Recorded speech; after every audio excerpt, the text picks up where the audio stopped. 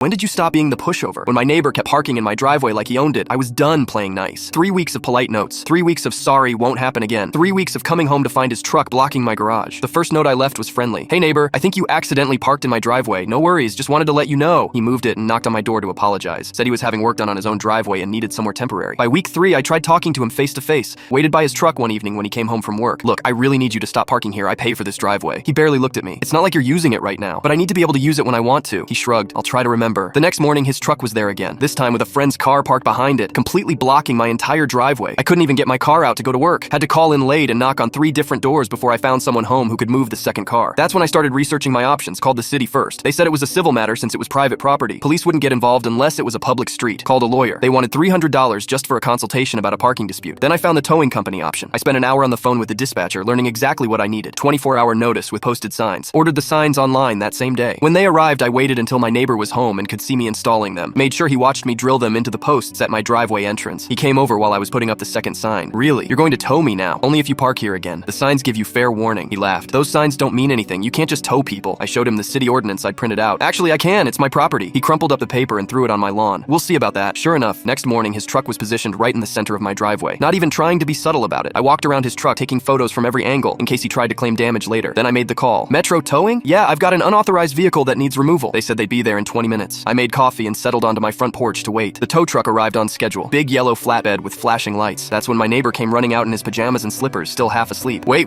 you can't tow my truck. The driver was already backing up to position the truck. Sir, this is private property with posted signage. Vehicle needs to be removed. I live right there. He pointed at his house. We're neighbors. The driver looked at me. I nodded. Property owner has requested removal. You'll need to contact the impound lot. My neighbor turned to me, panic setting in. Come on, man. How much is this going to cost? Should have thought about that before you parked here again, I said, taking another sip of my coffee. The winch started pulling his truck up onto the flatbed. This is insane. We could have worked this out. We tried working it out for 3 weeks. You chose not to listen. He started offering to pay me directly. $50, $100, just to call off the tow. I shook my head. It's too late for that. They've already loaded it. $350 to get it back from the impound lot, plus storage fees for every day he waited. He paid it the same afternoon. When he came home that evening, he actually parked in his own driveway for once. He nodded. Won't happen again, and it hasn't. 3 months later, his truck stays exactly where it belongs.